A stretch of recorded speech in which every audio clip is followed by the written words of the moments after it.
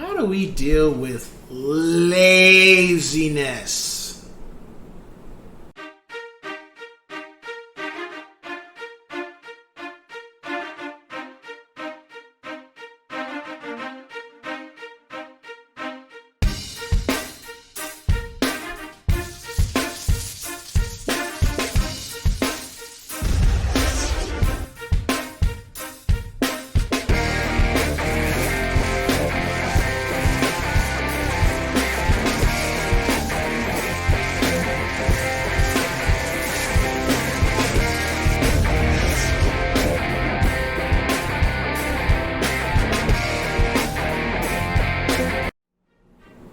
What's going on, ladies and gents in Cyberland? Coming at you with another educational video, and this time we are going to talk about laziness.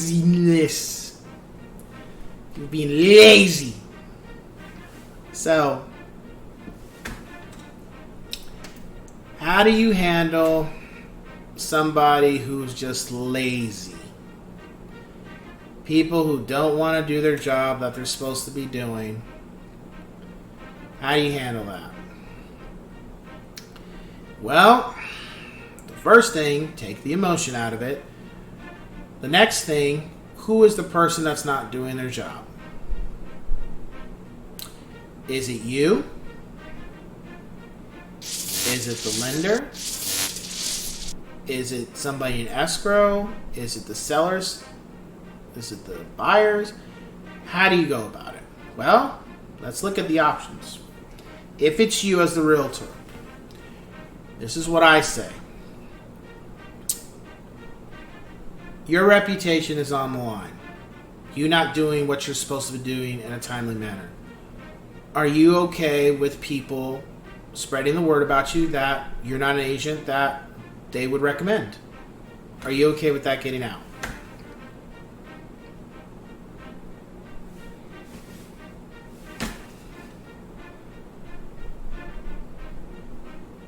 Think about that. Are you okay with having people not referring you business because you're lazy, because you don't take your job seriously, you don't come professional at all times, you don't act professional? All it takes is one. Are you okay with that? If you're okay with that, then no problem. If you're not okay with that, then you might want to step up your game a little bit and get your stuff in order.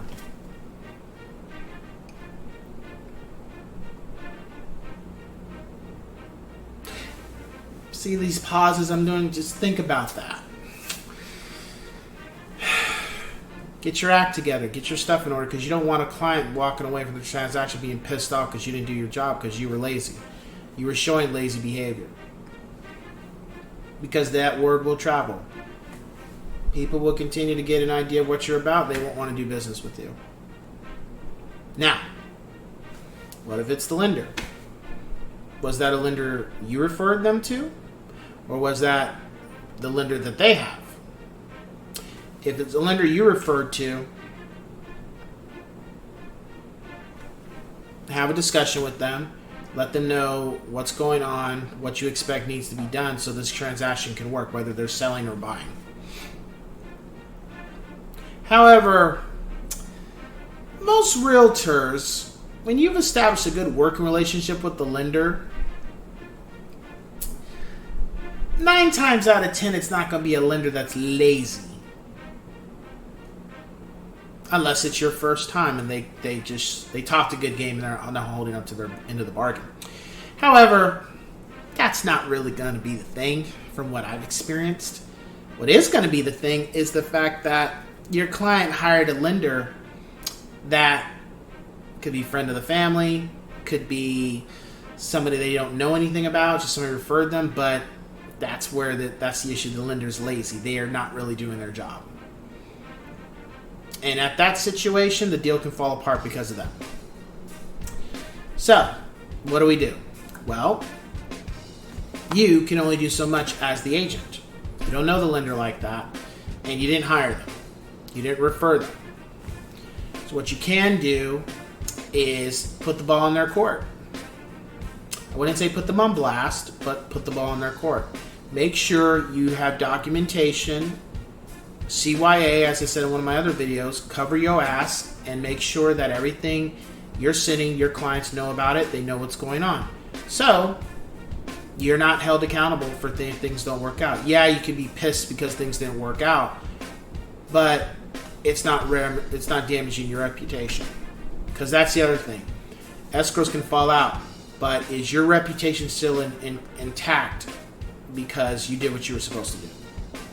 That's the other thing you got to keep in mind, because sometimes you don't have control over the escrow. What if it's the other side? What if it's the sellers? What if the sellers... Oh, wait a minute. Hold up. We got the buyers. Buyers are being lazy. They're not filling out documents when they're supposed to. They're saying, I'll get around to it. Okay. Then, can't control them.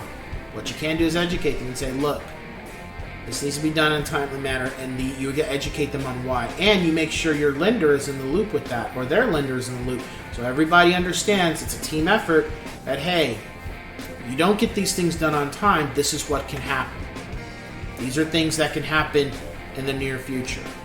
You let them know about, hey, get these documents done on time, so if we have hiccups, you're not overloaded, because you still got a family you got to take care of, you still got to work, you still got other things going on outside of this transaction. You give them that information, because sometimes people don't think about that. They just be like, I'll get to it yet tomorrow. You should probably get to it now, because you don't know what's going to happen tomorrow. You have an opportunity to do this stuff now. Good example. When I make my content videos, this is just, I'm pretty sure some of you might have caught on to this who watch them. But I don't make one video every single week. I do them in bunches.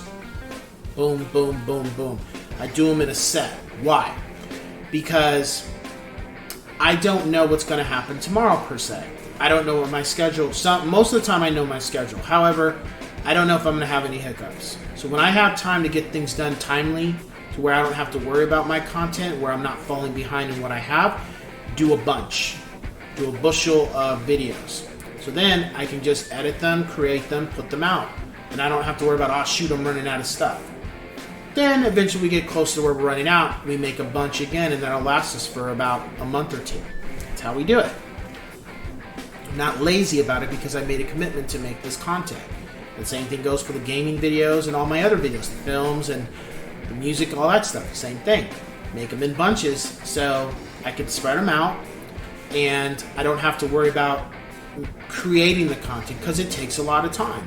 Sitting here and discussing what we're talking about, the commentary, it takes time. Got to have time to do it. Well, I have an open window of time. Utilize it to make this content. Don't be lazy and just be like, oh, I'll get to it tomorrow. Do you know what might arise tomorrow besides what you're already scheduled to do? No. You have this window. Take care of it. Same thing for buyers when you have documents that need to be signed. Do you know what's going to happen tomorrow? Do you know what's already on your schedule? Yes. Well, I have a free day on such and such. No, correction. You feel you have a free day on such and day, but do you know if something's going to rise to where that free day now is turned to you doing a bunch of stuff that wasn't what you were planning to do? Get the business done, like I tell my kids. Take care of the business first. Then, once all the business is done, you have time to play. Take care of the business first.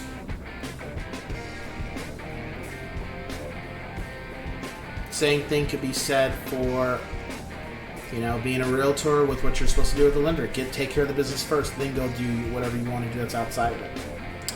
Now, as we kind of jumped the gun, let's get to the seller. So let's say the seller is being lazy.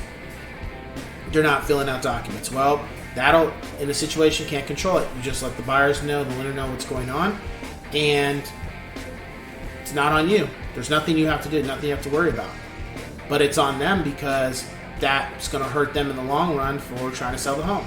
They could have penalties for that, or extra fees, extra costs. What if it's escrow? What if escrow's not doing their job? Well, again, the same thing. Can't control that. However, that hurts their reputation, bottom line. If they're not an escrow company that's taking their stuff seriously or doing what they're supposed to, that could be an escrow company that if you have a seller's agent, you have a seller in the future, they mention them like, no. I know you refer to escrow, we're going to go with somebody else. these guys don't get the documents done on time, we can end up closing really late. No.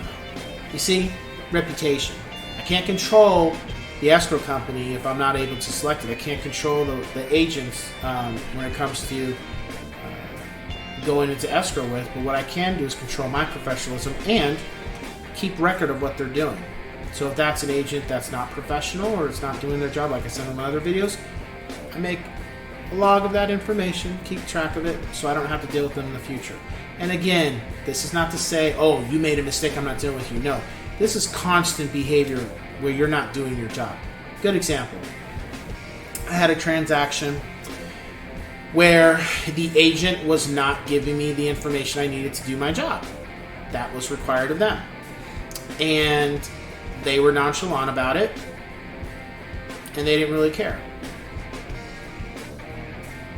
Kept my clients in the loop, let them know what's going on, and that I had no control over that. But what I did do is, because of that, I kept a log of their information.